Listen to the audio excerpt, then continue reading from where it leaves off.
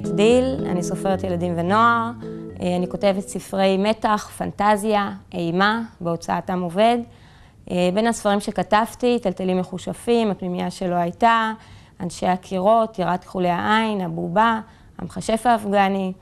להיות סופרת מבחינתי זה לא מקצוע, אלא תחביב.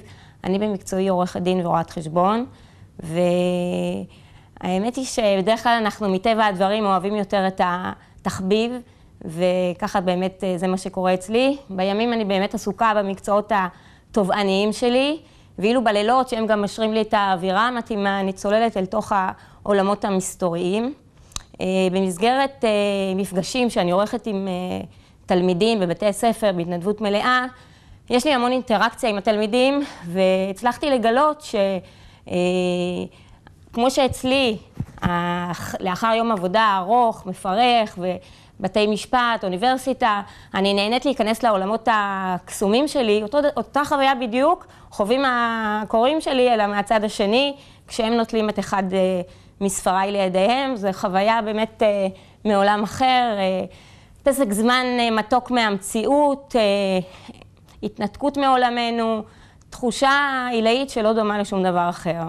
והיכולת המופלאה הזאת להמציא סיפורים זה משהו שליווה אותי לאורך כל הדרך, משהו שהיה בעזרי תמיד, אבל אני חושבת שהרגע המכונן שבו ידעתי שאני רוצה להיות סופרת היה כאשר במקביל ללימודיי באוניברסיטה עבדתי כמורה ממלאת מקום, והמנהל היה נכנס לכיתה, אומר בוקר טוב תלמידים, היום המורה חולה, זאת המורה המחליפה, והיה מצביע עליי, וברגע שהוא היה יוצא, טורק את הדלת אחריו, באותו רגע היה בלגן, רעש, קריאות של שמחה, וידעתי שאין סיכוי שאני אצליח להעביר את התרגילים שנתבקשתי להעביר, והדבר היחידי שתוך שניות היה גורם לילדים פשוט לשבת במקומותיהם, להשתתק ולהקשיב, זה היה סיפור מתח מרתק, שבין רגע בדיתי מדמיוני הפרוע, כשאני כל הזמן עם האצבע על הדופק לשמור על מתח עד הצלצול הגואל.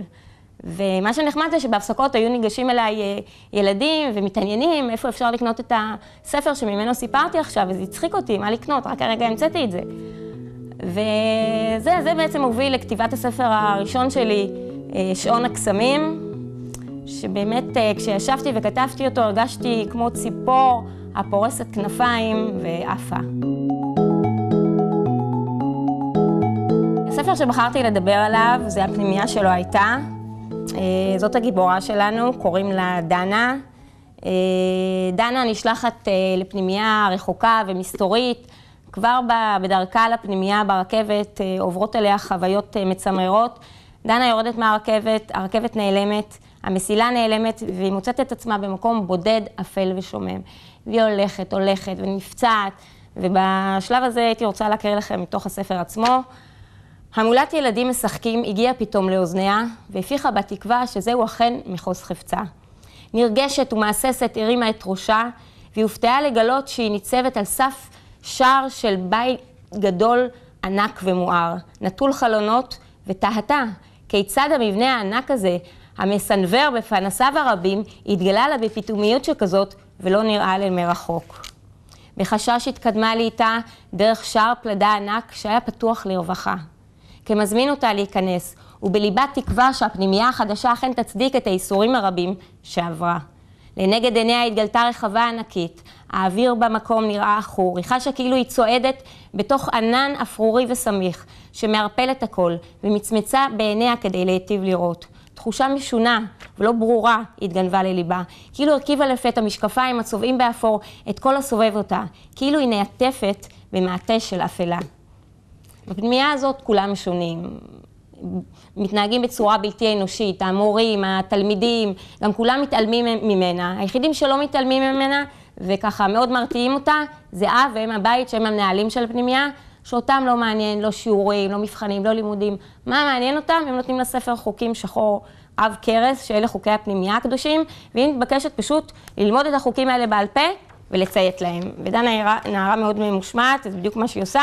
אני אקריא לכם דוגמה מהחוקים האלה. אסור בתכלית האיסור לצאת משטח הפנימייה.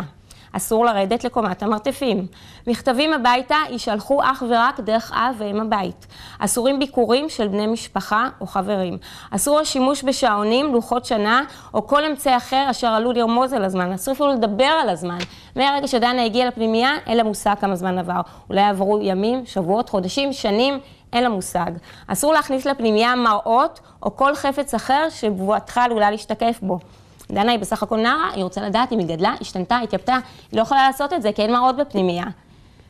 בלית ברירה, היא מחליטה להפר את אחד החוקים, עוזרת אומץ, יורדת לקומת המרתפים, קומת המרתפים היא רואה דברים מדהימים ביותר, רואה שם את אב הבית, הדברים המאוד מסעירים שהוא עושה והיא מסתתרת ממנו, ובין יתר החפצים היא מוצאת קופסה גדולה של מראות, והיא כל כך רוצה לדעת איך היא נראית, היא כל כך סקרנית לראות את עצמה כבר, פותחת מהר את הקופסה, לוקחת המראה הראשונה, מצמידה אותה אל פניה והיא נבהלת לגלות. מה היא נבהלת לגלות?